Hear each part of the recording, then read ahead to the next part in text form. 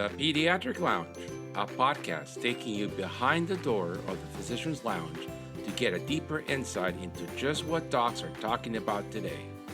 From the clinically profound to the wonderfully routine and everything in between. Hey, George, how are you? Oh, I'm doing really well. We're here in Italy. I'm in Vatican City.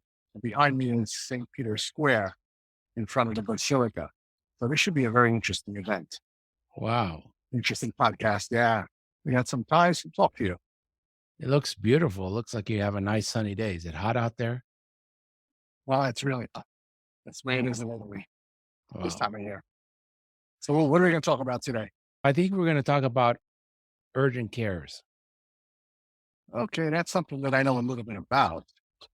We started one. I know you know something about urgent cares also. Yeah, a little bit. Kind of both. Yeah. So let's go. So let's start by defining what urgent cares are, because people talk about urgent cares and there's more than one cat in that category. So there's a general urgent care. Yeah, I think there's many cats. I think the way urgent care was initially designed, it was supposed to be like an alternative to an emergency room. So they were supposed to do x-rays, fracture care, lacerations, injuries, medical problems, psychological problems, and so forth. And I think there's different levels of it these days, especially in pediatrics. Yeah. So I think to me, the first one that people are most familiar with would be the general urgent care that's open during the day and on the weekends. And they see everybody. They see adults, they see kids. And those are mostly owned now by really big players, what I call the black holes. Yeah. Health systems or Optum. And a good example of that would be MedExpress. It's huge. They're retail like cookie cutter. They all do the same thing. And in your area, I think CityMD is one of those. At least in our area, these adult urgent cares are mediocre. The quality is mediocre, and they don't really know what to do with the kids.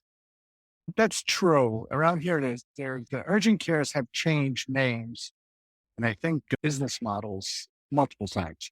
There's CityMD, they used to be called Premier Care, I think it used to be called Progressive, 5 or 6 different names. And I think that's the model where they want to take care of everybody when the doctors are not around. Theoretically, it's a brilliant business model, especially in the adult medicine world, because it's very impossible. It's almost impossible to get an appointment from an adult physician. So right. This was a home run. This was a home run for these old urgent cares that developed for adult medicine. Yes. And the value proposition is great, right? An average ER visit will cost upwards of $1,200, and an average urgent care visit will be around $8,200. So it's a huge benefit to the cost.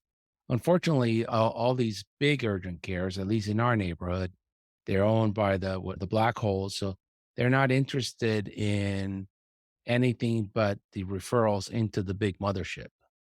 Correct. That's why they put them in every corner, and they can lose money on them, but they get the hospital revenue from it, and that's what they're looking for. That's stuff if that's not your business model, if you're actually in it to take care of people, that makes it a little difficult to make money that way. Then there's the walk-in clinics, and the walk-in clinics are what I would say urgent care light. They might not have x-rays. They won't have CBCs. They're basically there to test for strep. One of them would be the Minute Clinic or walk-in clinics. They'll do your strep test and tell you whether you have strep or not. They'll check your lungs and tell you you're okay. But if anything else is more complicated than that, they got to send you out to an emergency room. And then there was the pediatric only urgent cares. And the first one came out of Cincinnati, and it was called After Hours Pediatrics. And I think they've been around maybe since the 90s, and they're quite successful, and they circle Cincinnati, and they do great care, and they're open only the evenings and on the weekends when the general pediatrician is not available. That was a great business. That was a great model that helped the pediatricians after hours, and it kept children out of the emergency room. and they continue to follow that mission. But Yes. unfortunately, I think a lot of organizations are no longer following that mission, especially like the large systems where they Right. put in a small footprint of an urgent care in a place and they put multiples of them in little shopping centers to divert to the mothership, of course. And then in our area, it used to be called Right Time Pediatrics, and they were Right. mostly in the Annapolis, Baltimore area. And they were quite successful. It was amazing. The Annapolis office was open till 11 o'clock at night, and they would see 100 patients every day. It was a very fast operation and efficient. The owner realized he's a pediatrician, pediatric hematologist. He realized before the shift happened, that he wasn't going to be able to survive as a pediatric urgent care. So he changed their name to Right Time Care. And now they're open all day into the evening and they see adults and children. So that's disappeared. Obviously, it's a little concerning, right? There's certain things I can take care of the adult population, but I would not want to be in a adult urgent care without an adult physician present. And then my model was called Pediatrics at Night, and it followed after hours pediatrics model, open in the evenings, on the weekends, and holidays. And we are a very close relationship with the community pediatrician that was open during the day. And one of the things we did is we would send them a copy of the note, typewritten note, pretty much before the patient left the office. It was faxed over to their office, so they knew exactly what happened. And we didn't do sports physicals or mental illness. We did orthopedics, lacerations, ear infections, diarrhea, what the common pediatric office does that doesn't need to be in the hospital or the emergency room. And we were open till 10 o'clock at night. As we all know, the story of pediatrics infectious disease went away, and we were Right. left just with the orthopedics, which is not enough to pay the bills. And Right. so we had to exit that market because we couldn't compete with the big boys. And I had given my word to the community pediatricians that we would be there when they weren't. I wasn't going to compete and turn around and start competing for their patients. And then the latest version of that was PM Pediatrics, which is a national group. And they're open from noon till midnight every day of the week. They got x-ray, CBC machine. They're mostly staffed by pediatric emergency room docs who can't find employment anymore. All the community hospitals in my neighborhood have closed their peds emergency room, have closed their pediatric wards because of the same thing. The simple dehydration or bronchiolitis or croup doesn't get admitted and doesn't go to the ER anymore. So there's not enough volume to sustain these salaries. That's the problem today. There's not enough volume wherever you go because I guess there's a physician shortage, but I don't know. I think it's a shortage of patients or a shortage of illness because not everybody can do acute care anymore because there is no more acute care. And that's all because of the vaccines. And Right. I remember even when I started my career, I used to see so many sick patients with ear infections, asthma, flu, dehydration, you name it. And then basically our organization, in essence, acted like an urgent care, but we were a primary care office. And that's how we developed our urgent cares from that model. Every pediatric office was an urgent care because you had to be able to see the kids when they were sick. So that was part of the Right. routine in the pediatric office. And then there's a pediatric urgent slash primary care model, which is what RBK does with two urgent cares and your three additional offices. And it's the same thing that Pediatrust, Susan Rhoda does out in Chicago. You have your primary care track, and then you develop an urgent care to give patients access the same day for colds and sprains and Right. ear infections. That's a genius model because they're not leaving the medical home. And Well, that's where we designed the mission state, urgent care when you need it. Services provided by physicians. Basically, if you do what everybody else does wrong, it's a home run for you if you think about it. Your doctor does your primary care when you want it. If your child is sick after hours, your doctor's still there when you need it. And people really like to see doctors as opposed to seeing mid levels services provided by physicians. yes, I'm sure that you had a great reception when you started doing this on your patient population. They must have loved it. You know what happened? It was a little difficult at first. And the buy-in from the physicians themselves was the most difficult part of the project. Because what do you mean? I'm going to work at night now until 10 o'clock? So what we did is we decided as an organization that we can either do something about all this urgent care stories that are going around. Oh my God, the minute clinics are taking away our business, or we can do something about it. And we decided to do something about it. So we opened up with the partners of the organizations manning the urgent care. I think actually we hired one physician to do it, and then the rest were the partners of the organization to get it off the ground. We figured we need some administrative time anyway. We'll see a patient, we'll do some admin work until it gets off the ground. So we did that for a good couple of months. And then after that, we started to hire more physicians. But you always get into this quandary of the doctors, they don't want to work late. That's the problem. Yeah, so it's difficult in certain specialties like ophthalmology, dermatology, pediatrics, where the staff and the doctors want to work 9 to 5 and have their evenings at home. That's always challenges. Not only to, at least my experience, is not only the doctors, it was the ancillary staff that was really hard to convince to work late. If they wanted to Right. do that, they'd be working at a hospital and they can make a lot more money in the hospital than they can at my urgent care. So that's always a challenge. That's a pain point. Once in a while, you luck out with some really wonderful mom who is really well educated, maybe even a master's degree, and she's staying home with the kids, but she needs a sanity break. And she works 2 or 3 days in your urgent care just to get out of the Right. house when the husband comes in. And Yeah. that's her sanity break. But man, when you find someone like that, it is just so nice. At the beginning, it was difficult to get people, so you had to pay them extra money. But now, since there's extra money to work, especially on the weekends, like an incentive, everybody's fighting for the position. All the staff want to take the urgent care slots where they're limited now. Oh, nice. Nice. Yeah. And then the next iteration of this is the virtual urgent care. And I think Allied Physicians Group and Pediatric Associates both have a dedicated physician that answers the urgent care line. Interesting concept. I'm not sure how helpful it can be. I can't diagnose a fracture over the telemedicine. Can't really do a strep test over telemedicine. But I think it's a unique model. I'm not sure how long it will last. This virtual care seems to be the thing of the future. So we could either embrace it or stay behind. I think physicians need to embrace it and see how you can work it into your organization somehow. When you're working in an office, when you're there, our urgent care physicians, if they do any virtual medicine, are physically in the building. So if the patient does not want to leave their house or they're too far away, they can't come, you can do it. You can get access to virtual care.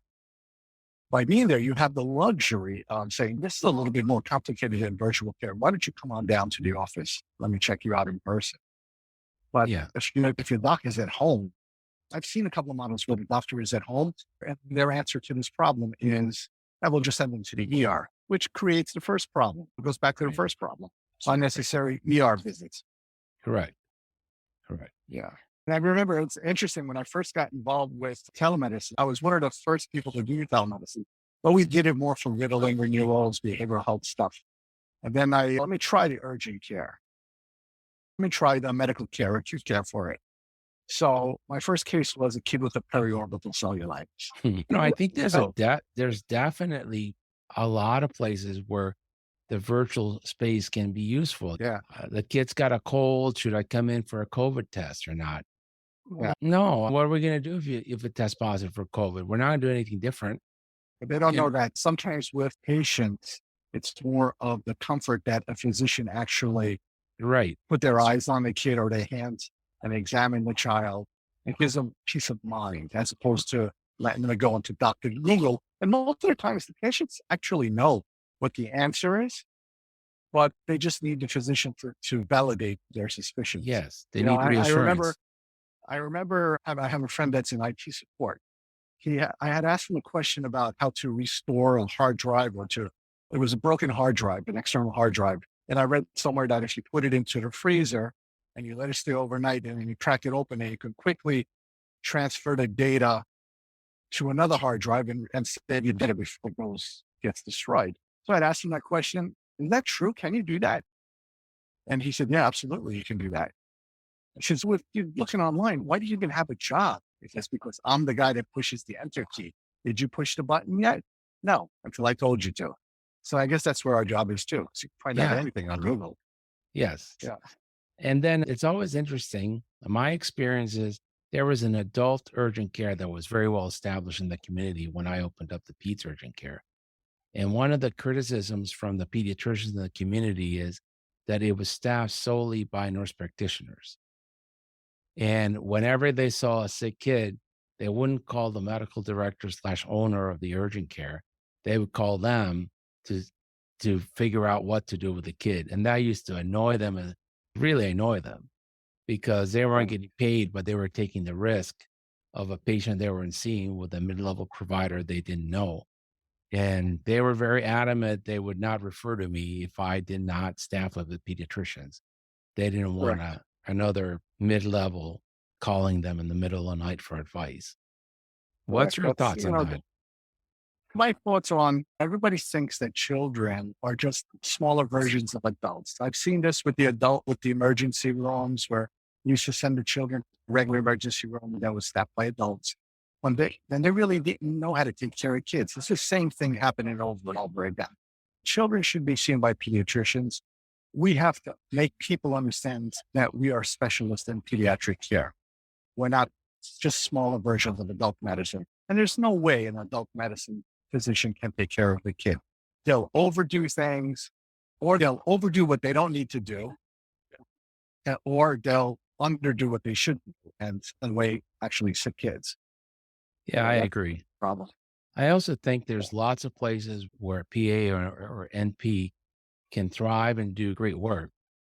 Huh? I never thought the emergency room or the urgent care was a place for that because there's so much coming in. And like you say, one of your mentors told you many times, you make the money when you pick out the 1 in 1,000 that's really sick. The other 999 don't need care. And so that's a difficult skill to learn. I don't think it's an easy skill to learn. It Um, takes time. Time and a lot of education. Correct. Obviously, if you've been doing it, if you've been working with in an emergency room with the ER attendings for 3 or 4 years, you will get to that level because that's like a fellowship training. But alone on an urgent care with no support, I never thought that was the greatest of ideas. It's a bad idea. Let me tell you a story of a recent case that I had of a teenage kid that fell down, actually, he got kicked with a soccer cleat and got a laceration to his upper eyelid, right? They went to the urgent care and the urgent care looked at him and said, yeah, you have a laceration. We can't help you. Let me send you to the ER. They go to the ER, which was rightfully case needed experience because it was like on the eyelid, not on the eyebrow. It was a deep cut. So they sent it to the ER.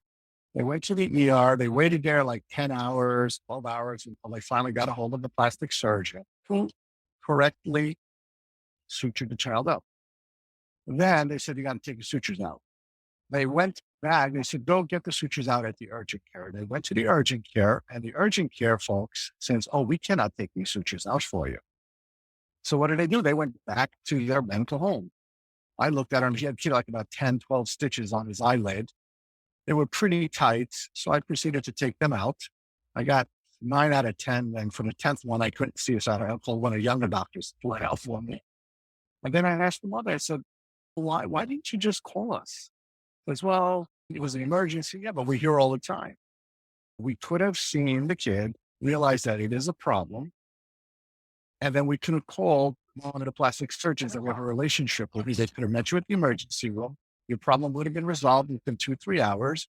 Then he would have taken the sutures out. Now you created a bill for the urgent care, a bill for the emergency room, a bill for the plastic surgeon, a second bill to the urgent care that couldn't take them out, and now a bill for me. Talk about a waste of resources. Yeah. And the hassle for that family. Yeah, and a hassle. Yeah. So she didn't know. She didn't know. She didn't know. Yeah. People are Whatever. very, people are not wise about financial decisions or medical Right. decisions. There's a lack of education on Right. how the system works.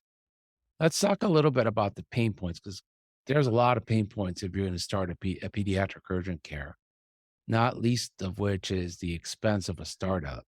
The expense of a startup, that's the number one. So if you're just doing urgent care by itself, you have the lease, you have the security and deposits, you have the computers, the technology, the electricity bill, the staff. Then you got to buy equipment and tables. And it's like starting a new office. And then you don't have any patients. You're hoping that you're going to have patients. So our model, we took it and made it in reverse. If you think about it, we already have infrastructure, the technology, tables in there. The rent is already paid. It's just that the lights are shut off and the electricity is there. So all we needed to do was basically staff it with a physician and the nurses and medical assistants, secretaries. And so basically our overhead was just the staff. We just extended the hours. And over time, we generated more work for people. When people are looking for work, yeah, we just gave them work. And we already had our patients that were seeing it. We just opened it up to the community. So we had a pool of patients already coming. Hours. We do have separate NPI numbers, of course. One's for the urgent care, one is for the primary care. And that's how you differentiate the two. But I don't think it's a viable project if you just want to do simple urgent care by yourself. Yeah. So the startup cost is about $1 million. And Wow. a huge part of that is going to be these X-ray machines are Yeah. $150,000. Yeah. Yeah. And then X-ray techs are not inexpensive. And then you have to be in a retail space, and Right. rent at the retail space is extremely expensive, Right. and they don't cut you any breaks. They make you Right. do your own build out, and you got to sign a contract for 10 years. So I agree with you. I think it's a tough business to be in if you don't have really deep pockets. Not the way you and Susan Sirota have done it is genius. It's just incorporated into the practice.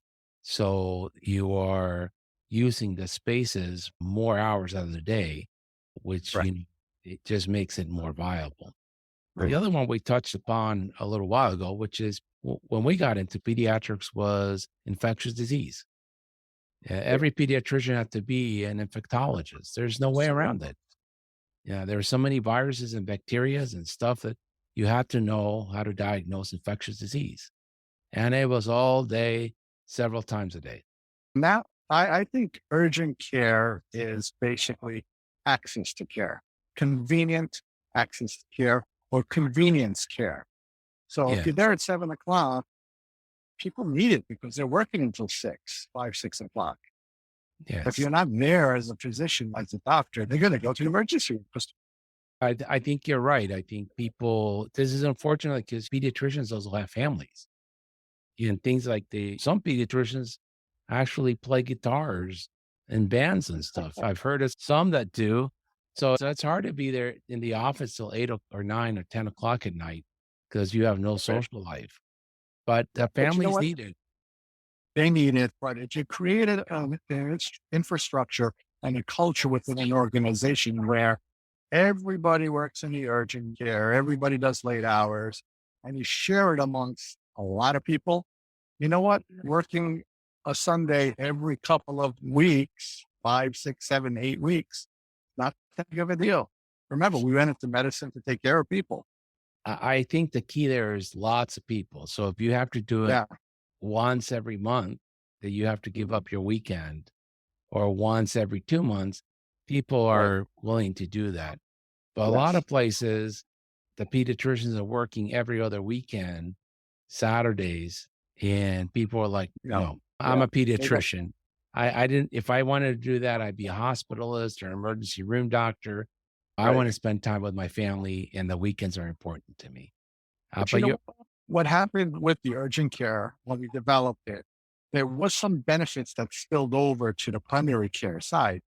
Because if you remember back when you was doing well visits, checkups and things like that, you always had to keep extra spots for those after 3 o'clock, sick case and Johnny got off the bus at 3 o'clock, come on down. And then you couldn't shut your doors until everybody was seen. Yes. So while you were supposed to leave at 6, back in the day, I never used to leave at 6 because we were just stacking them, pushing Yeah. them in. And then there was always the add-ons and bump ups, things like that. Now, you know what? We don't have this problem. We see them during the day when we have to see them, our primary care. We have the added bonuses because now we can do more well care visits because we don't have to Yes. worry about saving those extra spots.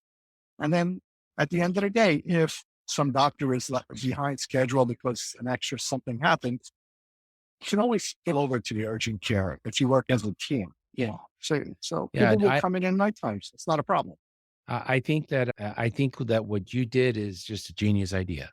Just Yep. split it into urgent care for all the 6 visits and then all the follow-ups and well childs on the other side that runs more on time, and there's not that stress of, oh God, they just put 2 kids with sore throats on my schedule Correct. because there was nowhere else to put them.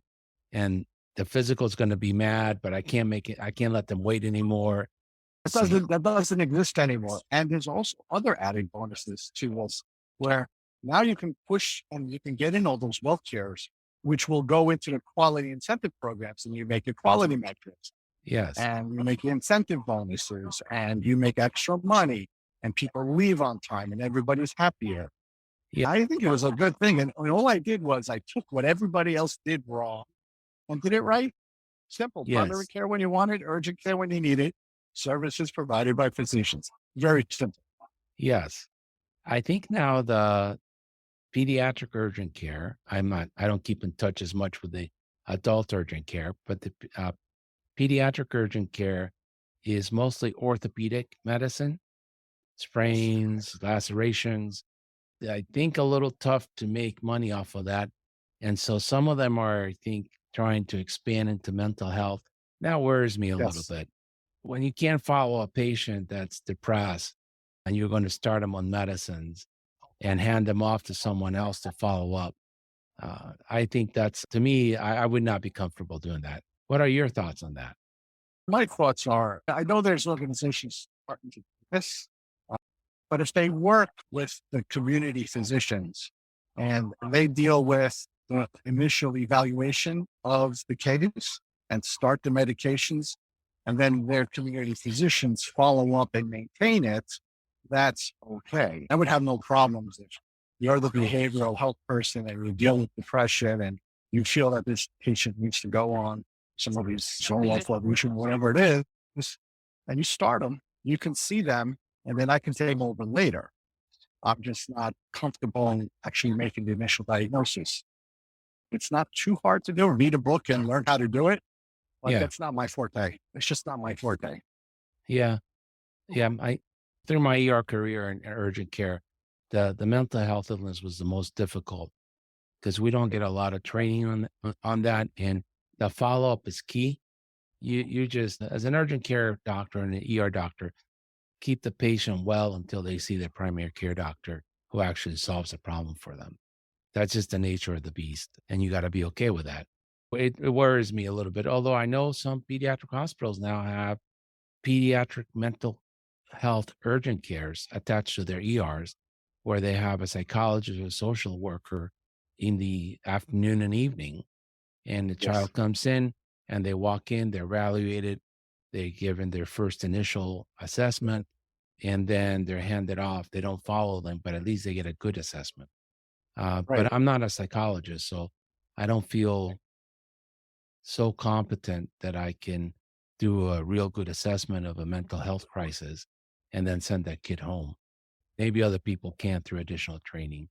What else do you think? What other thoughts do you have about the way pediatric urgent care has evolved over the years? My thing is just do good medicine, do good quality medicine, help people, make everybody feel better, do your job. And you know what? Everybody will make a buck at the end of the day. That's for sure. But if you Yeah, close your shop and if you don't do it, somebody else will. The reason we went into the urgent care is because I would listen to all these posts on the social listservs. Oh my God, the urgent cares. Oh my God, the minute clinics. Oh my God, the this, the that. They're taking away our bread and butter. truthfully, does that emergency room, does that ear infection that happens at 6 at night, can that not wait until tomorrow? Certainly can. But if it's your kid, maybe it can't. So just do the doctor in, do what we were trained to do, make people better, provide access to care, not this 9 to 5, 9 to 4 work, get more people to work. Yes. And it can work. I don't know. We have to instill into the younger generation that we have to be there for patients. Back in the day, we used to see a whole lot of patients. Another added bonus that happened with the urgent care that we did not realize when was going to happen. You know what I'm on call all of the time in my office. Yes. Every physician we cover our own office. Do you know that weeks go by and I don't get a phone call? That must be nice. We're on call. So when we do interviews with physicians, we say, yeah, we take our own call on the weekends and at nighttime and overnight. Oh my God, I can't do that. I said, but it's not that big of a deal because you're just accessible, but nobody ever calls. And the reason for that is because if they need to come in, they're coming in. Nobody calls. I used to be able to back when we started, I used to get 15, 20 phone calls overnight. And I used to get good at going back to sleep. When you're 30, you can do that. But now as you get older, it's hard. Even if it's one, it's a problem. Yeah. Someone calls you at 3 a.m, you're done. I can't go back to sleep. Yeah. And then I'm falling asleep at 10 o'clock in the morning. Right. So look at all these added bonuses of bringing the urgent care into your own medical home. These extra things, more income, more visits, more quality, less phone calls at nighttime, more popularity within the community, good quality metrics, no more stress in the daytime. Everybody leaves at 6 o'clock. Yeah. Like, come on. Do one weekend every 8 weeks. It's not that big of a deal. Yeah. I think it's a great idea. Now you have to innovate a little bit. I think it's a genius idea. I'm a little nervous because I never quite understood how they read an ultrasound. Like to me, it just looks like a bunch of black dots. Yeah. But this bedside ultrasound sounds very ingenious. It's probably good. We're not involved in that. Fortunately, in the office that we're in, right across the hall, 15 feet, 20 feet, was the radiology department. Nice. So it's under the same rules. We get x-rays, we get the CAT scans, everything that you need to there. But truthfully, you really don't need that many images. How often do you really need an x-ray? They're all watching video games. They don't climb trees. They're all playing video games. Injuries have decreased also dramatically. Yes, it's the mental illness that's become a big problem. We'll try to figure that one out in our organization. We do the ADHD, the easy stuff, but we'll see what happens, the mental health stuff. Yes. George, I think it's time for you to go back and enjoy Rome. Yeah. Got to go back and meet the group. Are you going to eat some pasta for dinner tonight? Yeah, definitely get some pasta soon. All right. That sounds good. All right, George. Thanks for joining us from Rome. Thanks a lot. We'll see you soon. All right. Bye-bye. Thank you for listening. This has been a production of the Pediatric Lounge. On the show notes, you will find links to our co-host and other important notes, as well as a timetable of the topics discussed today. Don't forget to follow us on social media and subscribe to wherever you listen to your podcast. Leave us a great review, as it helps us greatly. In the meantime, we will see you next week. The Pediatric Lounge. The conversations are not intended as medical advice, and the opinions expressed are solely those of the host and the guest.